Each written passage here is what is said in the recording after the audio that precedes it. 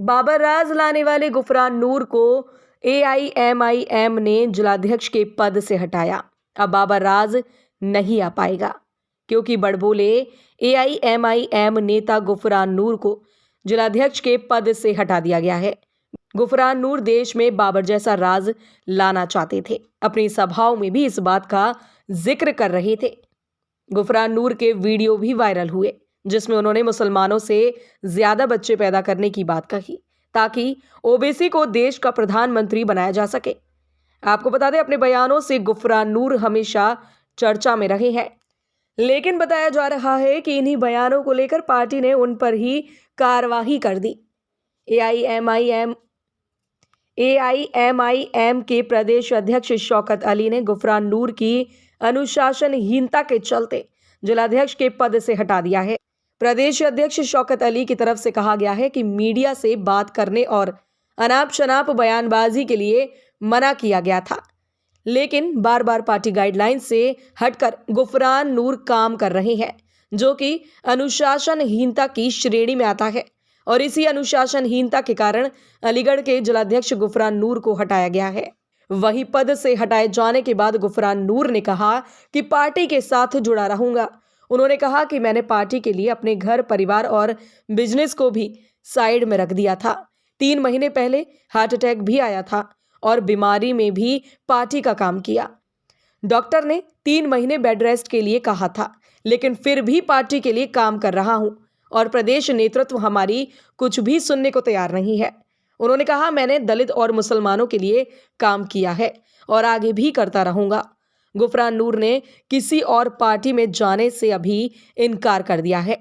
उन्होंने कहा कि मरना जीना ओवैसी के साथ ही रहेगा। जिस तरीके से आपने ओवैसी जी को देश के प्रधानमंत्री बनाने की बात कही और वही कहा कि जो ज़्यादा बच्चे पैदा करने की बात कही, आप विवादों में रहे, तो आज पार्टी ने आपको क्यों निकाल दिया? देखिए, हर पार्टी चाहती है कि मेरा नेता, मेरा सदर प्रधानमंत्री बने। वही मेरे एक ख्वाब थे, मेरा एक सपना है कि भाई मेरे सदर साहब प्रधानमंत्री बने हैं। तो यही चीज़ थी और उसी को लेकर मैं काम कर रहा था। अलीगढ़ में मुझे करीबन 3-4 साल हो गए जुड़े हुए और पार्टी को मैं बहुत ऊपर लेवल तक लेकर पहुंचा हूं। और मैं कहता हूं, हमारे सदर साहब कहते हैं हिंदुस्तान के अंदर डेमोक्रेसी होनी चाहिए, तो उसी लिहाज से पार्टी के अंदर भी होनी चाहिए, बोलने की आज़ादी होनी चाहिए। मैं ये नहीं कहता कि मैंने कोई गलत काम नहीं किया। दलित मुस्लिम की आवाज़ उठाई मैंने, कोई गलत नहीं बोला मैं किसी उस पर, या संविधान के दायरे में रहकर मैंने बात करी है कि संविधान से हटकर कोई बात नहीं की थी। मुझे तकलीफ़ है, आज मैं बहुत दुखी हूँ इसी चीज़ को लेकर कि मुझे पद मुक्त कर दिया गया। इलेक्शन से 25 दिन पहले मेरा अलीगढ़ की जो आवाम है उसके साथ मैं बड़ा दुख होता है कि भाई वो क्या सोचेगी, क्या कहेगी। तो यही लेकर मैं सोच रहा था, लेकिन मैंने पार्टी के अहदेदारों से जो मेन पोस्टों पर हैं उनसे बात करने की भी कोशिश की, लेकिन किसी ने मुझे तवज्जो नहीं दी। क्या लगता है जिस तरीके से ओवैसी जी मुसलमानों की बात करते हैं, आज आपको भी निकाल दिया गया? देखिए, मुस्लिम और दलित की तो हमेशा बात ओवैसी साहब ने की है और हम भी करते हैं। अब इसकी क्या वजह संगठन में रही ये मुझे पता नहीं, लेकिन मैं चाहता हूं कि बोलने की आज़ादी जैसे और पार्टियों में नहीं है, हमारे में थी, लेकिन मेरे साथ नहीं हुई। क्या आपके बयानबाजी की वजह से आपको निकाला गया?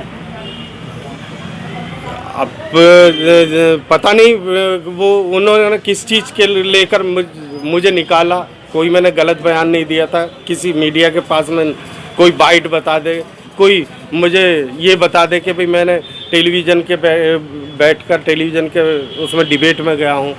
तो मैं चाहता हूँ कि भाई मेरे ओवैसी साहब प्रधानमंत्री बने, मेरी ये थी, लेकिन बहुत दिल दुखा, बहुत दिल। अब क्या रहेगा, अगली रणनीति क्या रहेगी? अगली रणनीति यही है कि सब मेरे सदर साहब मुझे थोड़ा सा लाइक करें, मुझे मेरी बातों को सुना जाए, समझा जाए, मैं क्या कहना चाहता हूँ और क्या करना चाहता हूँ, ये सारी चीज़ें हैं। क्या लगता है 2022 के चुनाव को लेकर ओवैसी जी की नुकसान रहेगा?